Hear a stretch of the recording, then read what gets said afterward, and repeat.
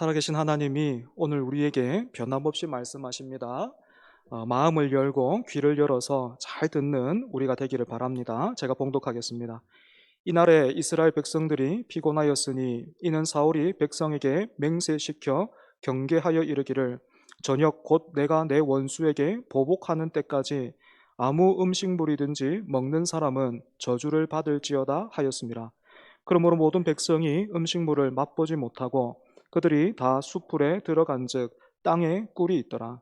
백성이 숲풀로 들어갈 때에 꿀이 흐르는 것을 보고도 그들이 맹세를 두려워하여 손을 그 입에 대는 자가 없었으나 요나단은 그의 아버지가 백성에게 맹세하여 명령할 때에 듣지 못하였으므로 손에 가진 지팡이 끝을 내밀어 벌집에 꿀을 찢고 그의 손을 돌려 입에 대매 눈이 밝아졌더라.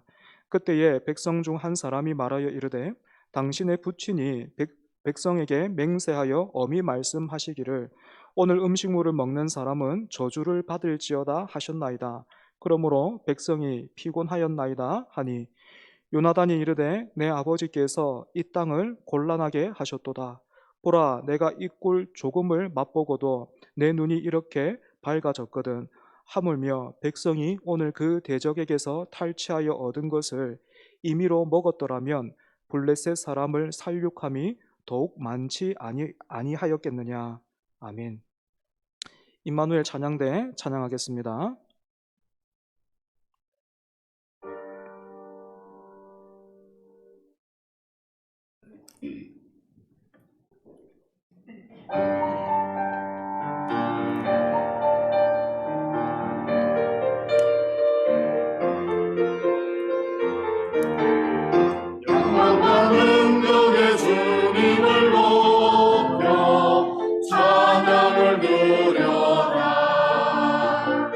하늘의 보좌를 향해 경배를 드려라. 위대하신 주 찬양, 명령의 주님 찬양, 사랑의 주님 찬양, 높여 찬양해. 찬양 찬양 주님을 찬양해. 영광 영광 위대하신 주 여호와 하나님 우리를 구원 열방중에서 모아주소서. 주님의 성으로 감사를 드려 주님의 명예를 찬양하도록 영광 돌려 감사하리. 영광 돌려 감사하리.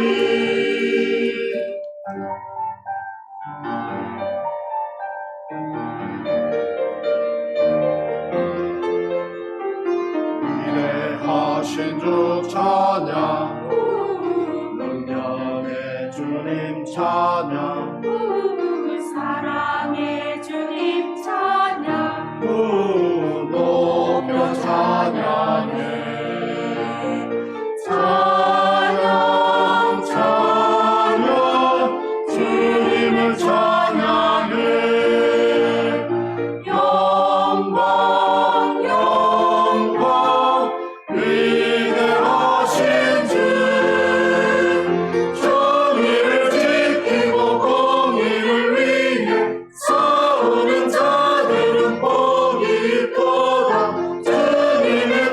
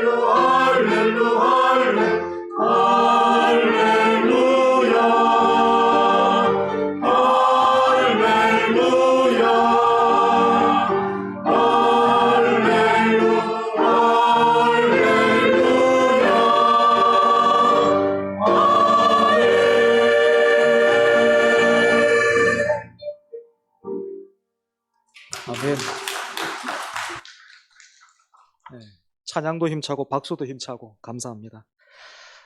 이스라엘이 사울의 지휘 아래에서 블레셋의 대군과 맞서서 싸웠던 그 사건을 오늘까지 총 3번째 살펴보고 있습니다. 여러분, 이 전쟁의 시작이 어땠습니까? 블레셋이 병력뿐만 아니라 무기에서도 완전히 이스라엘을 압도하고 있었습니다. 그래서 지난주에는 이스라엘의 이런 형편과 운명을 바람 앞에 촛불로 그렇게 비유했지요. 하지만 정말로 놀라운 일이 일어났습니다. 우리가 보기에는 블레셋 대군이 이스라엘과 싸워서 이기는 일이 촛불을 불어서 끄는 것만큼이나 쉬워 보였는데, 그런데 이 불이요, 안 꺼지는 거예요. 이 불이 좀처럼 꺼지질 않는 겁니다. 오히려 블레셋의 대군은 마치 그 큰 얼음이 불 앞에서 녹아내리는 것처럼 여호와의 구원은 사람이 많고 적음에 달려 있지 않다, 그렇게 고백하면서 적진으로 향했던 사울의 아들 요나단, 그리고 그런 요나단과 함께 했던 무명의 병사 2사람의 습격을 받고 큰 혼란에 빠졌습니다. 이 혼란을 틈타서 사울 왕이 군사를 몰고 진격해 들어갔고, 또 숨어있던 이스라엘 백성들이 가세하면서 승기가 이스라엘 쪽으로 급격하게 기울었습니다. 사랑하는 여러분, 도대체 어떻게 이런 역전이 있을 수 있나요? 제가 살면서 경험했던 최고의 역전은 2002년도 그 이탈리아와 우리나라의 그 월드컵인데, 여러분 그것도 대단한데 지금도 한 번씩 그 자료 영상을 보면 막 몸에 닭살이 돋을 정도로 그렇게 감격스러운데, 이거 2002년 월드컵하고 비교할 수 없는 일이 아닙니까? 그죠? 어떻게 이스라엘이 무기도 변변찮은 사람이었고 병력에도 완전히 열세에 있던 그런 사람이 이렇게 역전을 시킵니까? 오늘 본문 바로 앞에 있는 23절을 보시면 여호와께서 그날에 이스라엘을 구원하심으로 이렇게 되어 있습니다. 왕이었던 사울의 지략이나 힘이 아니라 또 이스라엘의 놀라운 어떤 정신력과 단합력에 그 이유가 있는 것이 아니라 다시 한번 하나님께서 바람 앞에 촛불 같았던 이스라엘을 지켜내시고 구원하신 것입니다. 하지만 이렇게 놀랍고도 큰 구원을 경험한 이스라엘 백성들의 상태가 오늘 본문에서는 어떻습니까? 우리 생각에는 막 너무 신날 것 같잖아요. 큰 구원을 경험했으니까, 역전도 이런 역전이 없으니까 없던 힘도 막 솟아오를 것 같은데, 여러분 24절 보시면 이날에 이스라엘 백성들이 피곤하였으니 이렇게 되어 있습니다. 전쟁을 하다 보면 피곤을 느끼는 것도 당연하지 이렇게 생각하면서 넘겨버릴 수도 있겠지만, 여러분 우리 본문 잘 보시면요, 피곤하다라는 이 표현이 24절에 한 번만 나오는 게 아니고요, 28절 그리고 또 31절에도 그렇게 나오고 있습니다. 심지어 29절을 보시면 그 사울의 아들 요나단이 뭐라고 하고 있습니까? 내 아버지, 그러니까 사울이 이 땅을 곤란하게 했다, 이렇게 말하고 있기도 합니다.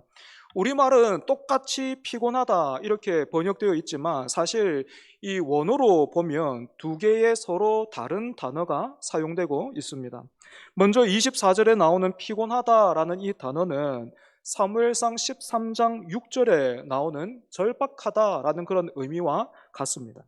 이스라엘 백성들이 블레셋의 대군을 보고 위급함을 느끼고 절박한 심정으로 숨어 들어가기 시작했는데, 여기에서 절박하다라는 단어가 바로 오늘 24절에서 사용되고 있는 피곤하다라는 말과 같다라는 말입니다. 그러니까 쉽게 말해서 짓눌려 있었다, 이런 뜻이 되겠죠, 그지?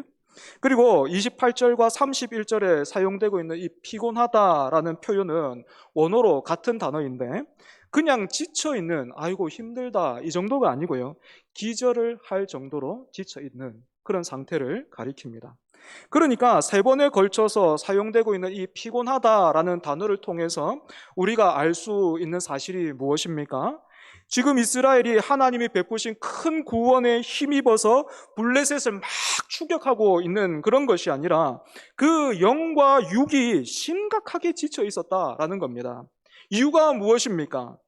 이길 수 없는 전투에서 승기를 잡았다고 생각한 사울 왕이 백성들에게요, 성급하고도 또 무리하게 이런 맹세를 시켰기 때문입니다. 오늘 본문 24절인데요. 함께 읽어보죠. 여러분 본문 24절입니다. 같이 읽습니다. 시작.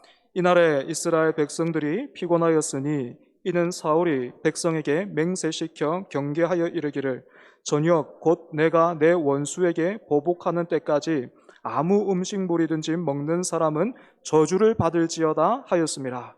그러므로 모든 백성이 음식물을 맛보지 못하고. 읽으신 것처럼 사울 왕은 전쟁 중에 있는 군인들에게 금식할 것을 굉장히 엄격하게 명령했습니다. 여러분, 사울 왕은 왜 금식을 선포했을까요?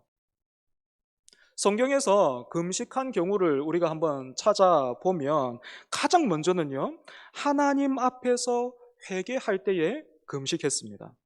사무엘상 7장을 보면 이스라엘 백성들이 사무엘을 중심으로 미스바에 모여서 물을 길어 부어 드리면서 금식하고 회개한 일이 있었잖아요. 그죠?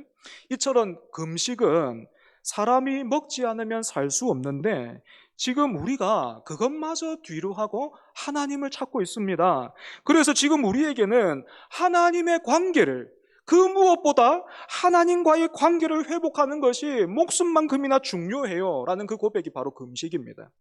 그리고 두 번째는 죽은 사람을 애도하는 표현으로 또 금식을 하기도 했고, 세 번째로는 결연한 의지를 다질 때에도 금식을 했습니다. 여러분, 이 세 가지 상황 중에서 사울 왕이 선포한 금식은 어느 편에 더 가깝겠습니까? 여기에 저는 표면적인 이유와 또 근본적인 이유가 있다, 그렇게 생각을 하는데요. 먼저 표면적인 이유를 우리가 한번 보자면 세 번째 의도, 그러니까 우리가 밥 먹는 시간까지도 아껴서 오늘이 다 가기 전에 저 블레셋을 추격해서 물리치는 일에 한번 집중해보자, 그렇게 말했던 것 같아요. 하지만 특이하게도 사울이 블레셋을 추격하는 그 일을 가리켜서 내 원수에게 보복하는 일, 이렇게 표현하고 있는 것과 또 지금 이스라엘의 그 군대의 상황이 몸만 피곤한 것이 아니라 영적으로도 지쳐 있었다라는 것을 우리가 고려해 본다면 사울 왕은 금식을 통해서 어떤 다른 결과, 어떤 다른 의도가 있었고 다른 결과를 이끌어내려고 했던 것 같아요. 저는 이런 사울의 근본적인 의도를 너무나 잘 알 것만 같습니다. 제가 신대원을 졸업하고 부산에서 처음 전임 사역을 시작할 때의 일입니다. 12월에, 보통 교육자들은 12월에 부임을 하게 되거든요. 그렇게 되면 적응할 어떤 시간도 별로 없이 당장 겨울 수련회를 해야 돼요. 부서를 맡으면 겨울 수련회를 준비를 해야 합니다. 그것도 원래는 제가 부임할 때 청년부 맡기로 했거든요. 그런데 같이 부임하게 된 그 동료 중에서 저보다 나이가 2살 많은 형님이 계셔가지고 그래도 나이가 많은 분이 청년부를 맡는 것이 더 좋지 않겠는가 해서 그분이 청년부를 맡고 제가 갑작스럽게 중등부를 맡게 됐어요. 중등부, 벌써부터 막 어감이 느껴지죠, 그지? 부서에 부임을 해보니까 사람이 바뀌었으니까 뭔가 다르지 않겠는가 하는 그런 기대감이 느껴졌고, 또 동시에 어디 한번 보자라는 그런 의심과 견제의 눈초리가 같이 느껴졌습니다. 그래서 급하게 수련회를 준비하는 내내 제 머릿속에 가득 이렇게 채워져 있었던 생각은 잘해야 된다. 여기서 한번 내가 보여줘야 다음이 편하다. 이런 생각이었습니다. 그런데 아무리 생각하고 고민하고 또 내 안을 뒤져보고 뭐 이렇게 해도요, 한번 보여줄 수 있는 어떤 그런 강력한 한 방이 없는 거예요. 나오질 않는 겁니다. 그래서 성공적인 수련회를 기원하는 그런 심정으로, 그런 마음과 목적으로 제가 무려 3일간 금식하기로 했습니다. 그래도 전도사였으니까요, 금식을 할 때는 일부러 다른 사람들에게 초췌한 내색을 보여서는 안 되고 하나님 앞에서 해야 한다라는 그 정도는 알고 있었습니다. 하지만 저는 그렇게 모두에게 다 제가 금식 중이다라는 사실을 알릴 필요는 없겠지만, 그래도 같은 부서를 맡고 있는 선생님들과 적어도 중등부 임원들에게는 내가 지금 수련회를 위해서 무려 금식까지 하고 있다라는 그 사실을 너무너무 알려주고 싶었어요. 그런데 어느 날 기회가 왔습니다. 부서를 맡고 있던 그 부장 집사님께서 수련회를 위해서 이것저것 준비하시다가 점심시간이 되어서 저에게 전도사님 식사 같이 하러 가시죠. 그렇게 말씀하셨는데 저는 그때를 틈타서 조금 수줍어하면서 부끄러워하면서 사실은 제가 금식 중입니다. 이렇게 말씀드렸습니다. 여기에 감동받으신 집사님은 제가 생각했던 것보다 훨씬 감동받았던 것 같아요. 너무 감동받으시더라고요. 아니 금식 중이십니까? 하면서 고맙게도 자진해서 중등부 임원들에게까지 지금 전도사님이 너희들을 위해서 금식 중이시다 뭐 이렇게 알아서 PR까지 해주시더라고요. 그렇게 마침내 제가 금식하고 있다는 사실은 모두에게 다 알려졌고 임원들로부터는 전도사님 대박 감동이에요 뭐 이런 인사까지 받을 수 있었습니다. 여러분, 그래서 이 수련회가 어떻게 됐겠습니까? 쫄딱 망했어요. 지금도 기억이 생생합니다. 수련회가 끝나고 부장 집사님이 오셔서 저에게 이렇게 물으셨습니다. 전도사님, 하나님께 물어보고 금식했습니까? 너무 민망해가지고, 너무 부끄러워가지고 그 뒤에 제가 무슨 말을 했는지 기억조차 안 나요. 여러분, 이처럼 제가 전도사 시절에 수련회를 앞두고 금식한 것을요, 전문 용어로 굼식이라고 합니다. 굼식. 금식 아니고 밥을 굶다 할 때 굼식. 한번 보여주고 싶어서, 그래서 내가 원하는 결과를 얻기 위해서 밥 안 먹고 생떼 부리는 것을 굼식이라고 하는 거예요. 전도사 시절에 저와 오늘 본문에서 사울 왕의 차이점이 있다면 저는 그래도 혼자 금식했지만 사울은 자신뿐만이 아니라 지금 한창 전쟁 중에 있는 그 군인들까지도 금식하게 만들었다라는 것입니다. 사랑하는 여러분, 우리는 여기에서 이스라엘이라는 나라와 민족의 디딤돌로 부름받은 이 사울 왕이, 이 사람이요, 오히려 공동체에 걸림돌이 되고 있다는 것을 보게 됩니다. 성경은 사울 왕을 우리 앞에 일종의 어떤 그런 반면 교사로 세우고 있기 때문에 우리는 사울 왕의 그 아쉬운 부분들을 계속해서 보게 됩니다. 그래서 어떤 분들은 사울 왕을 마치 원래부터가, 태생부터가 뭐 생각이 삐뚤어지고 악한 사람이라고 그렇게 생각을 하는데, 여러분 절대로 그렇지 않습니다. 사울 왕은요, 그저 우리와 똑같은 보통의 사람이에요. 그리고 보통 사람이라면 누구든지 할 수만 있다면 한 번밖에 없는 인생, 나에게 허락된 공동체에서 디딤돌이 되고 싶어 하지 누가 걸림돌이 되고 싶어 합니까? 여러분 여기 교회에 오시면서 내가 오늘부터 이 교회의 걸림돌이 되리라 있습니까? 감사합니다. 아무도 없네요. 있으면 안 되지, 그죠? 그런데 어쩌다 사울은 이렇게 공동체를 피곤하게 만드는 사람이 되었을까요? 어찌해서 디딤돌이 되어야 할 이 사울은 걸림돌이 되고 있는 겁니까? 때를 놓치고 있고 그 결과 자신의 실체를 보지 못하고 있기 때문이에요. 때를 놓치고 있다는 것은요, 금식을 해야 할 때와 먹고 힘을 내서 싸울 때를 분별하지 못했다라는 그런 말도 되겠지만, 더 근본적으로 사울이 계속해서 놓치고 있는 그때는 하나님 앞에 엎드려야 할 때입니다. 왕인 사울이 지금 공동체에 걸림돌이 되고 있다면 그 아들 요나단은 지금 어떻습니까? 하나님과 동력하고 있죠. 그죠?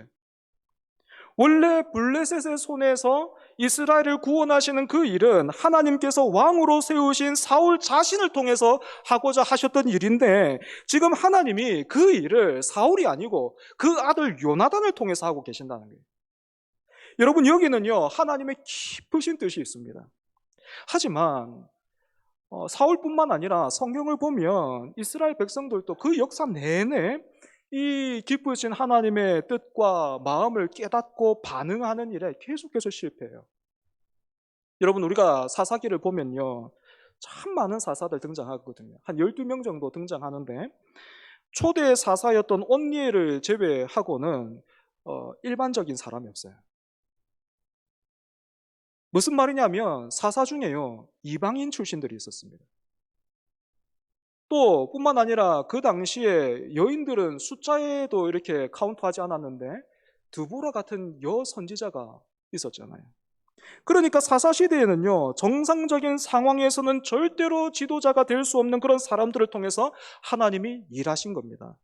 왜 그렇게 하셨겠습니까? 나머지 이스라엘 백성들을 향해서 도대체 너희들이 무엇을 하고 있느냐? 내가 너희들과 함께 동력하고 싶은데 너희들 도대체 뭐 하고 있느냐? 너희들 중에서 나와 동력할 사람이 하나 없다. 말씀하신 거지. 마찬가지로 하나님은 요나단을 통해서 그 아들을 통해서 아버지 사울을 흔들어 깨우고 계신 것입니다. 원래 이 일은 내가 너를 통해서 하고 싶다 하지 않았느냐? 그런데 도대체 너는 무엇하고 있느냐? 때문에 사울은 군대의 금식을 명령할 것이 아니라 자신이 하나님 앞에서 금식하고 회개해야만 했습니다. 하지만 정말 안타깝게도 사울은 이때를 자꾸만 놓치고 있는 거예요. 이렇게 안타까운 사울 왕의 모습을 우리가 신약 성경에서도 찾아볼 수가 있는데요. 누구보다도 예수님을 부지런히 찾아왔지만 한 번도 그 앞에 무릎을 꿇어 회개하지는 않고 끝까지 예수님을 시험하고 모함하려고 했던 바리새인들도 이 사울 왕과 마찬가지다 말할 수가 있겠지, 그지? 바리새인들은 자신들이 하나님 앞에서나 사람들 앞에서나 뭐 지식으로 보나 또 열심으로 보나 훨씬 더 나아서 선생이 될 정도가 된다라고 생각을 했고, 그래서 사람들을 인도하기에 합당하다라고 그렇게 스스로를 여겼지만, 예수님은 이들을 향해서 자기도 지기 어려운 짐을 다른 사람에게 지우고 있으면서 그렇게 맹인이 맹인을 인도하는 것 같다라고 말씀하시면서 화를 선포하셨습니다. 화가 있을지요. 저는 그런 면에서 제가 전도사 시절에 한번 보여주려고 금식이 아니라 굶식을 했을 때 그때 수련회가 쫄딱 망했던 게 얼마나 큰 은혜요, 또 감사한지 모릅니다. 여러분, 만약에 그때 잘 됐다면 하나님이 특별히 그 가운데, 그 아이들 가운데, 선생님 가운데 은혜 주고자 하시는 그런 사람이 있어서 그 수련회가 성공적으로 잘 끝나버렸다면, 그래서 여러분, 원님 태운 나귀처럼 제가 사람들로부터 칭찬받고 그렇게 인정받았다면 제가 어떻게 됐겠습니까? 그때의 경험을 공식화시켜서 그 다음에도 똑같은 방법을 썼을 것이고, 그게 안 먹힌다 싶으면 이번에는 3일이 아니라 한 주간 금식을 하면서 그 공식을 더 강화시켜 나가려고 했을 겁니다. 하지만 하나님은 그런 저를 실패하게 만드셨고 또 부끄럽게도 하셨습니다. 그때는 당황스러웠어요. 그때 민망했다니까요.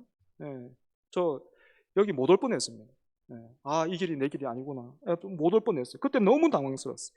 그런데 지금은 그것이 나를 사랑하시고 살리시는 하나님의 일하심, 하나님의 손길인 줄 압니다.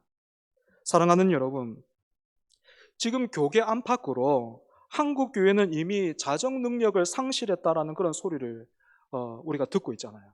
그죠? 더 이상 교회가 예수를 구주로 믿는다는 사람들이 하나님을 두려워하지 않고 회개하지 않는다라는 겁니다.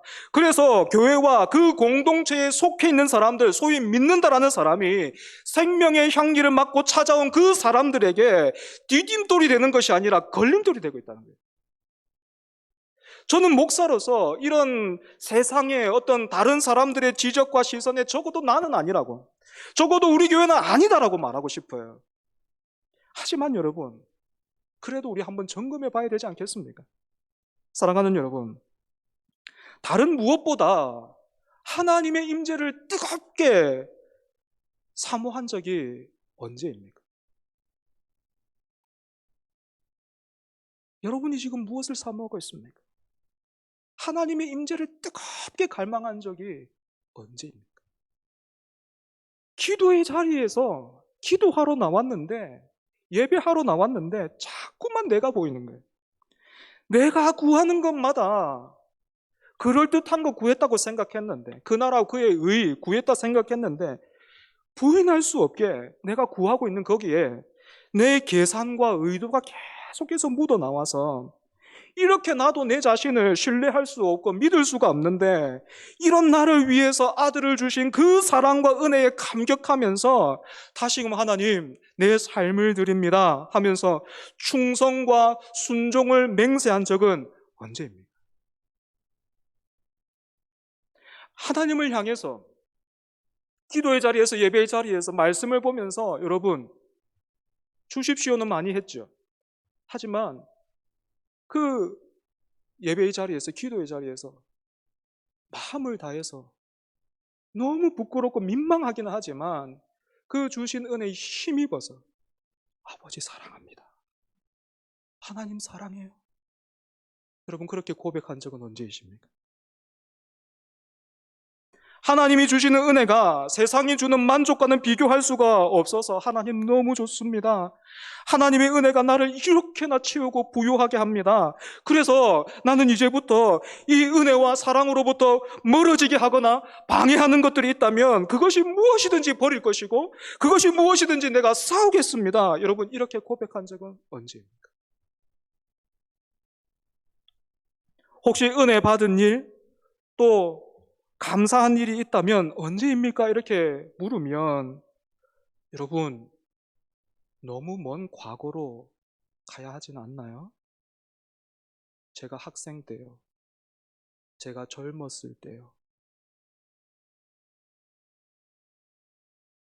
그래서 사랑하는 여러분, 지금 사람들이 말하는 것처럼 교회와 성도들이 하나님을 두려워하지 않고 있는 것이 사실이라면 우리가 지난주 말씀에서 나눈 것처럼 언젠가부터 우리가 하나님을 구하고 바라는 것이 아니라 하나님의 능력만을 구했기 때문이 아니겠습니까?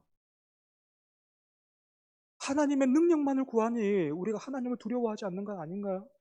하나님을 사랑하지 않는 거 아닌가요? 만약 그렇다면 우리가 어떻게 해야 하겠습니까? 걸림돌이 되기 전에 영적으로 무기력한 자리에서 돌이켜야 될 줄로 압니다. 그렇지 않다면 여러분 나는 사울이 아니에요. 안 그래요. 안 그래요. 우리 역시도 사울이 보통 사람이라니까요. 사울이 악당이 아니에요. 보통 사람이라는 겁니다. 그래서 우리도 디딤돌이 아니라 걸림돌이 될 수밖에 없습니다. 말씀을 정리하겠습니다. 혹시 제 카톡의 프로필 사진을 보신 분들은 아시겠지만 제 카톡 프로필 사진이 우리 교회 사진입니다. 제가 우리 교회에 부임하면서 찍은 것인데 그 사진을 SNS 계정에 올리면서 사진과 함께 제가 이렇게 짤막한 글을 적었습니다. 다만 제가 이 공동체에 필요한 사람이면 좋겠습니다. 이 말을 오늘 함께 나눈 말씀으로 다시 한번 정리해 보자면 이 공동체에 걸림돌이 아니라 디딤돌이 되기를 원합니다. 뭐 이렇게도 말할 수 있을 겁니다. 하지만 여러분, 사울 왕이 특별히 악했던 사람이 아니라 보통의 사람이었듯이 저 역시도 보통 사람이라서 아니 어쩌면 사울보다 못할 수도 있겠죠. 저 역시도 걸림돌이 될 수 있다는 것 알고 있습니다. 그래서 여러분들에게 부탁드립니다. 먼저는 저를 위해서 기도해 주시고 저뿐만 아니라 우리 백종수 목사님이나 김태균 전도사님, 사역자들을 위해서 기도해 주시고 뿐만 아니라 여러분 한 사람 한 사람이 말씀의 사람이 되어서 우리를 좀 지켜주십시오. 우리를 좀 보호해 주십시오. 비록 우리가 오늘 자세히 살피지는 못했지만 오늘 본문에서 사울 왕의 성급한 금식 명령에 또 거기에 굉장히 어떤 두려울 만한 저주가 있었던 것 같아요. 그 저주가 포함되어 있었기 때문에 그 꿀을 보고도 먹지 않고 두려워했던 그런 병사들처럼 저는 어려서부터 교회에서 목사님들로부터 저주 비슷한 말씀을 듣고 두려워하는 사람들 참 많이 봤습니다. 저도 공동체의 걸림돌이 되지 않도록 그렇게 노력하겠지만 여러분들도 말씀의 사람으로 잘 성장하셔서 혹시나 제가 그렇게 못난 짓 하고 또 욕심 부린다면 여러분 사랑으로 그렇게 말씀해 주십시오. 마지막 한 가지는 우리가 말씀과 기도에 더욱 힘을 내야 하겠다라는 것입니다. 말씀과 기도가 없으면 여러분 우리의 신앙 고백이잖아요. 말씀과 기도가 없으면 그 우리의 영혼이 먹지 않고 또 숨을 쉬지 않는 어떤 그런 것과 같다라는 것 우리의 신앙 고백이잖아요. 여러분 알고 계시죠? 동의하시죠? 그런데 여러분, 말씀을 대하면서 제 안에서도 보는 모습인데요. 그렇게 말씀만이 답입니다라고 이렇게 전하면서도 제 안에서 확인하는 모습이 말씀에 목숨을 안 걸더라는 거예요. 적당하게. 기도의 자리에서도 적당하게. 여러분, 그렇게 말씀을 대하면서 또 기도의 자리에서 적당하게 듣고 싶은 소리 듣고 또 적당하게 감동을 받고 적당하게 찔림받은 것으로만 우리가 만족하고 있지는 않은지 돌아봐야 한단 말입니다. 단지 저를 위해서 또 교회를 위해서만이 아니라 오늘 우리가 또다시 이 예배의 자리에서 말씀 앞에서 기도의 자리에서 적당하게만 반응하면 공동체를 피곤하게 만들었던 그런 사울처럼 우리는 내 자신과 교회뿐만이 아니라 가정에서도 걸림돌이 되는 겁니다. 제대로 섬길 수가 없어요. 제대로 사랑할 수 없습니다. 하나님이 도와주시면 우리가 할 수 있는 아닙니다, 여러분. 하나님이 아니면 안 되는 거예요. 하나님이 아니면 안 된다니까요. 하나님의 사랑을 덧입지 않으면 우리의 사랑이 대체로 어떻게 끝납니까? 내가 니를 위해서 어떻게까지 했는데 니가 나한테 이렇게 해? 그렇게 끝나잖아요. 그래서 피곤해지는 거예요. 곤란해지는 거예요. 사랑하는 여러분, 오늘 우리 모두가 걸림돌이 아니라 디딤돌 되기를 바랍니다. 예배와 말씀과 기도에 여러분, 다시 한번 우리의 모든 것을 걸어서 반응해 봅시다. 우리 말씀을 기억하면서 함께 찬송하겠습니다.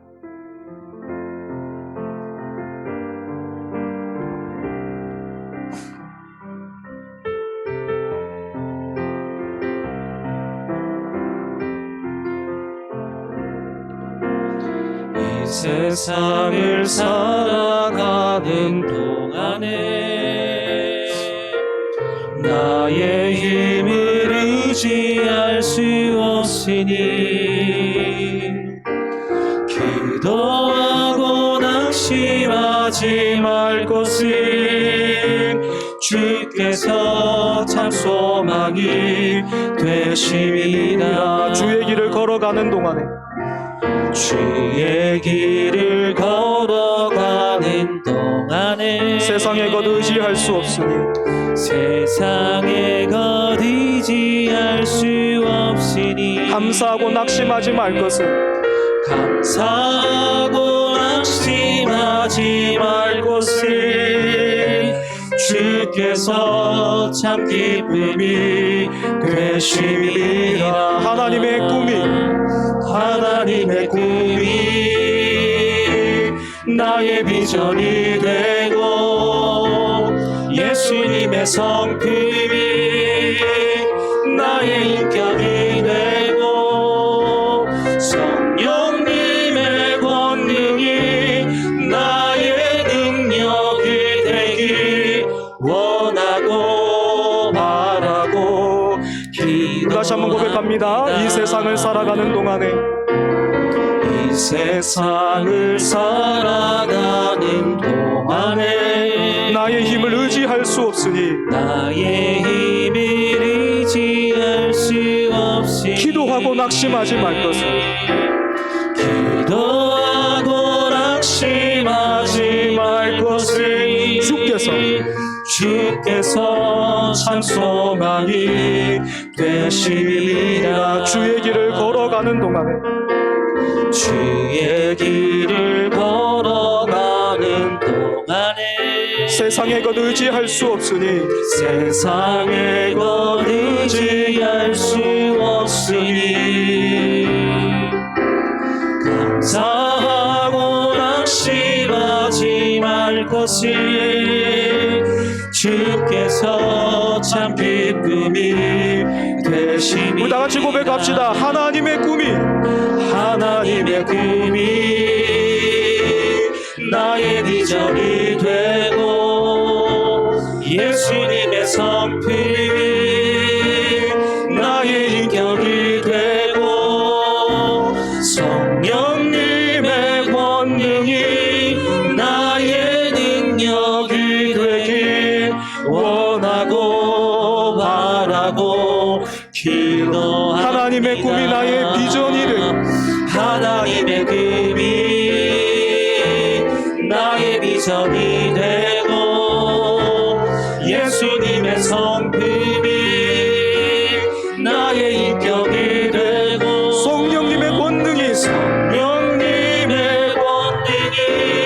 나의 능력이 되길 원하고 바라고 기도합니다.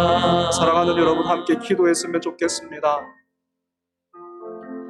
사람들이 한국 교회가요, 자정 능력을 잃어버렸다고 말합니다. 이런 말들이 들리는데 우리가 원하고 바라고 기도하는 것 무엇입니까? 여러분, 하나님을 구하고 계십니까? 하나님을 향해서 사랑합니다, 내가 예수님처럼 하나님 사랑하기를 원해요. 예수님의 그 삶이 너무 아름다워서, 너무 영광스러워서 내가 그와 같이 살기를 원합니다. 내가 그렇게 하나님을 사랑하고 사람들을 사랑하기를 원합니다. 하나님 능력 주십시오. 그렇게 예수처럼 살기 위해서 하나님 나에게 능력 주십시오. 여러분, 구한 일이 언제입니까? 혹시 너무 먼 과거가 아닌가요? 여러분, 너무너무 감사한 거는요, 하나님이 우리에게 다시 한번 기회를 주셨다라는 거예요. 하나님이 지금 말씀하고 계신다는 거예요. 그렇기 때문에 사랑하는 여러분, 우리가 때를 놓치지 말고 때를 또 흘려보내는 것이 아니라 그냥 적당하게 여러분, 적당하게 은혜 받으면요, 적당하게 그렇게 여러분 돌아가시면요, 걸림돌이 될 수밖에 없어요. 여러분, 돌이켜야 합니다. 돌아서야 합니다. 하나님, 정말 우리가 고백한 것처럼 우리가 하나님의 꿈이 나의 비전이 되고 예수님의 성품이 나의 인격이 되어서 성령님의 권능이 나의 능력이 되기를 원하고 바라고 기도합니다. 그래서 공동체에 또 내가 살아가는 그 모든 시간 가운데서 하나님, 걸림돌이 아니라 디딤돌 되게 해달라고 이 시간 함께 기도하겠습니다. 하나님 아버지, 감사합니다. 하나님, 다시 한번 말씀하여 주시니 주님 감사합니다. 하나님의 말씀은 정말로 하나님, 잠든 우리의 영혼에, 식어진 우리의 영혼에 하나님 정말 번개같이 임하고 하나님, 무뎌진 우리의 영혼을 아버지 정말로 살리는 하나님 그런 능력의 말씀인 줄 하나님 우리가 함께 아버지 하나님 누리고 경험하게 하여 주시니 주님 감사합니다. 하나님, 오늘 예배를 통하여서 또 말씀 앞에서 아버지 하나님, 사울 왕이 뿐만 아니라 이스라엘 백성들이 내내 엎드려야 할 그때를 놓치면서 하나님 아버지, 그 하나님의 능력만을 구하고 이 땅에 자기의 나라와 자기의 왕국을 세우기 위해서 그렇게 살아갔던 것처럼 하나님, 그런 어리석은 하나님 그런 삶을 살아갔던 것처럼 우리도 그와 같았는데 하나님, 거기에서 돌이켜서 하나님, 거기에서 돌아서서 하나님 앞에 엎드릴 수 있도록 주여 은혜도 하여 주시옵소서. 자정 능력을 잃어버렸다고 말하고 있는 하나님, 그런 소리를 듣고 있는 이 세상 속에서, 이 시대 속에서 우리가 다른 것을 원하고 바라고 기도하는 것이 아니라 하나님을 구하고 하나님의 그 은혜를 구하고 그 앞에 엎드릴 수 있는 하나님, 그래서 우리가 걸림돌이 아니라 디딤돌로서 하나님 살아가기를 원합니다. 나의 하나님 사랑하는 자녀들 앞에서, 사랑하는 공동체 앞에서, 아버지 하나님, 그리고 나라와 민족들 가운데서 주님, 우리가 걸림돌이 아니라 디딤돌로 살아가기를 원합니다. 우리를 변화시켜 주시고 우리를 새롭게 하여 주시옵소서. 하나님, 우리를 살려주시고 하나님, 우리를 붙들어 주시옵소서. 하나님, 지난 일주일간 사울처럼 우리가 살았습니다. 아니, 일주일이 뭡니까? 기억도 나지 않아요. 하나님, 언제 내가 그 하나님의 존재, 하나님의 그 임재를 원하고 바라고 기도했는지 너무 먼 과거로 가야 합니다. 하나님을 언제 만났습니까? 라고 물으면 우리는 너무 과거로 가야 합니다. 지금도 나와 함께 하시는 하나님을 내가 누리고 있습니다. 아무도 대답할 수가 없었습니다. 사울처럼 하나님, 때를 놓치고 있었기에 세상으로부터 이제 한국교회는 자정 능력을 잃어버렸다라는 말까지 듣게 되었습니다. 우리의 어리석음이요, 우리의 무지함이요, 우리의 죄인 줄 압니다. 하나님, 그럼에도 불구하고 다시금 말씀해 주시니 감사합니다. 때를 흘려보내는 것이 아니라 이 은혜를 당연히 여기는 사람 아무도 없게 해주시고 오늘 돌이켜 하나님 앞에 엎드리는 우리 모두가 되게 하여 주시옵소서. 그래서 하나님, 다시 한번 우리가 불러주신 대로 세상의 빛이요, 세상의 소금으로 살기를 원합니다. 예수님처럼 살고 싶습니다. 예수님처럼 살고 싶습니다. 그렇게 살 수 있도록 하나님 능력 주십시오. 힘 주십시오. 믿음 주십시오. 은혜를 더하여 주시옵소서. 그렇게 하나님, 우리가 허락하신 모든 시간과 장소에서 뿐만 아니라 우리 교회가 걸림돌이 아니라 디딤돌 되게 하여 주시옵소서. 오직 하나님의 영광만을 드러내고 그 은혜만을 흘려보내는 우리 모두 되게 하여 주옵소서.